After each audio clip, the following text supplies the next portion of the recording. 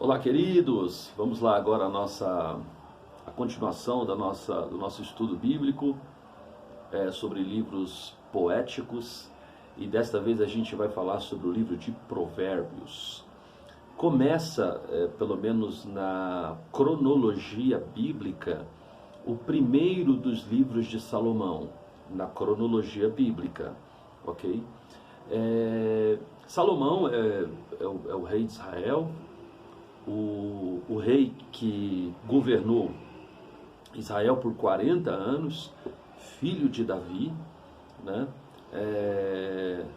O Davi teve Salomão fruto de um relacionamento com Betseba. Evidentemente não foi a primeira gravidez de Betseba, mas foi a segunda gravidez, né? Quando ele já era casado com Betseba, e o primeiro filho morreu. E o Salomão, que significa amado do Senhor, ele recebe a promessa de trono dada pelo seu pai ainda muito jovem, muito jovem.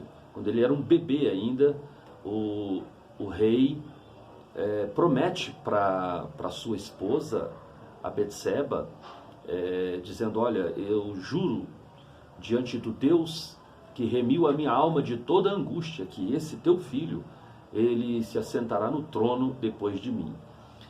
Depois dessa promessa de Salomão a Betseba, começaram a acontecer várias coisas na família do rei que foram desqualificando aqueles que, pelo menos do ponto de vista de idade, estavam à frente do Salomão na possibilidade de conquistar o trono de Israel.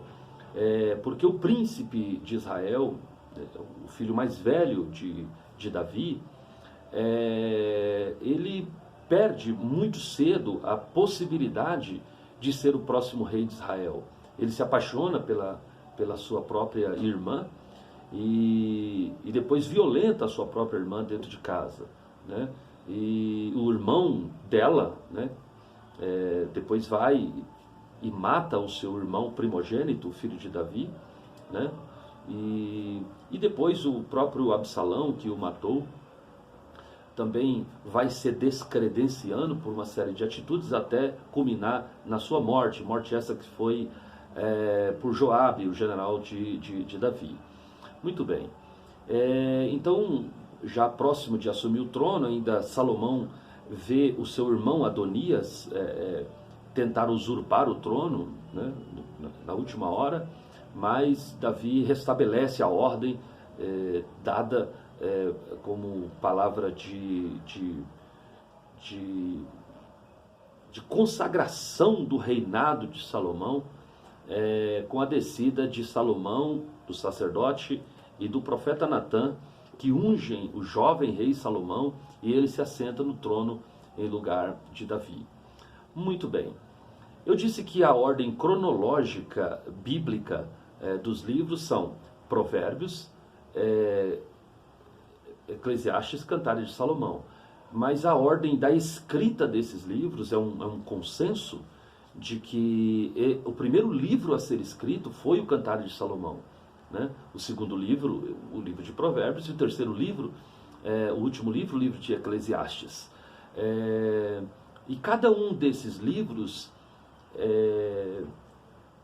determinava ou revelava um estágio da vida do jovem Salomão, ou do rei Salomão, né? Então o primeiro livro que ele escreve, ainda apaixonado, recém-chegado ao trono, é o Cantares de Salomão.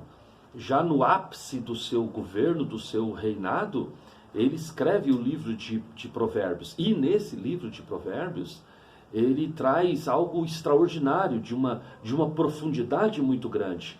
E a profundidade de Salomão nos seus escritos dos Provérbios decorre de algo que aconteceu ao início do seu reinado, né? Quando Salomão lhe passa o trono, o rei, quando Davi lhe passa o trono, o rei Salomão ajunta para si um grupo de pessoas que vão segui-lo, sacerdotes, profetas e auxiliares, e ele se dedica a buscar ao Senhor, né? E ele ergue nada mais, nada menos do que 1000 altares diante do Senhor. E aí Deus depois aparece com uma proposta irrecusável, um cheque em branco, né? Pede-me o que queres para que eu te dê. E ele então pede para que o Senhor Deus lhe dê sabedoria. E o interessante é que a sabedoria que Salomão pede a Deus não é uma sabedoria para escrever os mais de 3.000 provérbios, e o cântico, o Shizrai Shizrim, o cântico dos cânticos, nada disso. A sabedoria que Salomão pede a Deus é uma sabedoria para sair e entrar diante do seu povo, porque o seu povo é muito grande. Quando Deus vê a humildade daquele homem, por não ter pedido riqueza, poder, nem a morte dos seus inimigos, Deus declara que antes de Salomão nunca houve, e depois de Salomão não haveria um homem tão sábio quanto ele.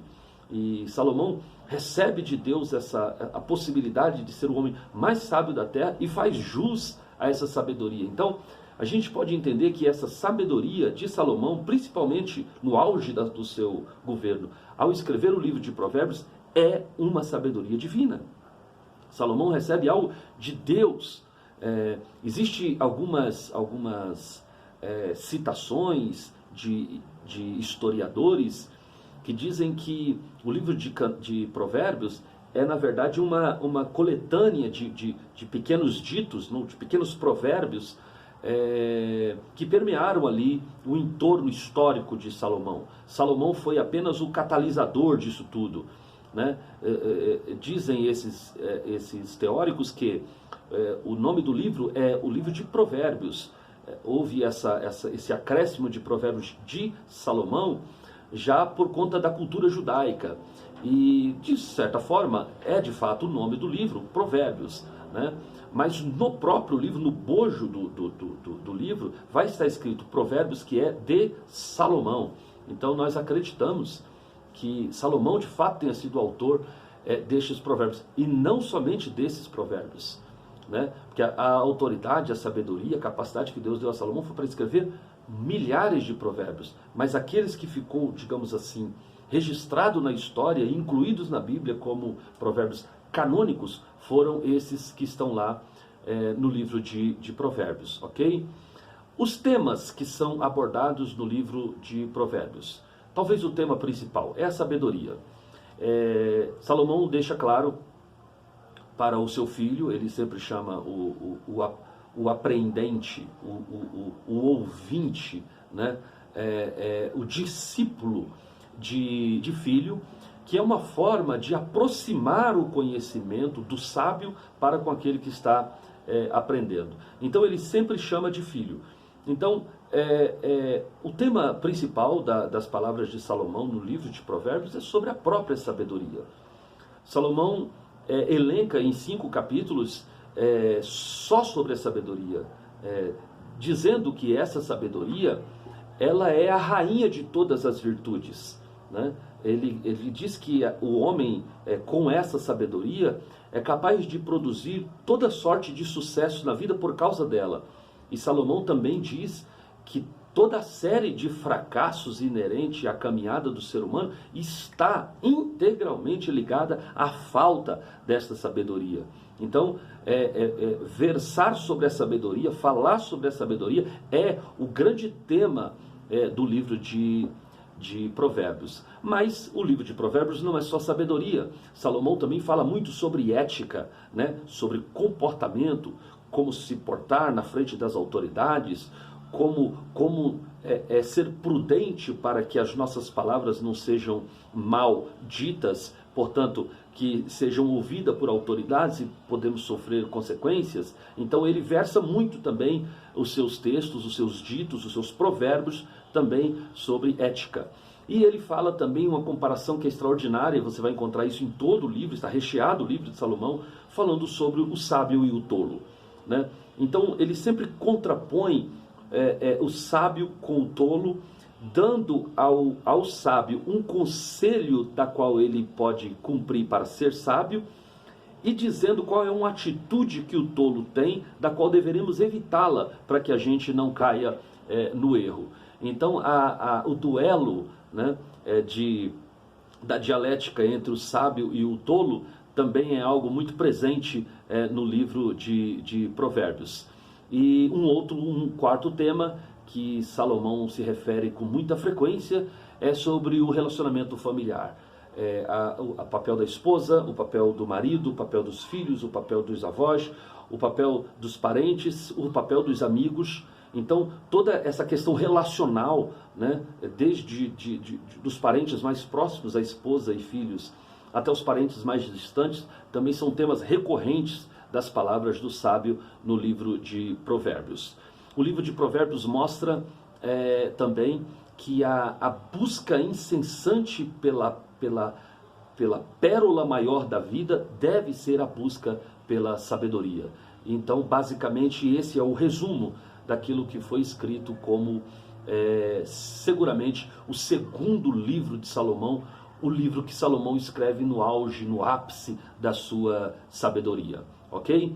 Muito bem, na próxima aula nós trataremos então sobre o livro de Cantares de Salomão, que é considerado o seu primeiro livro, dentro da cronologia de escritos e não da cronologia bíblica. Deus abençoe a sua vida, a gente se encontra ali na nossa próxima aula.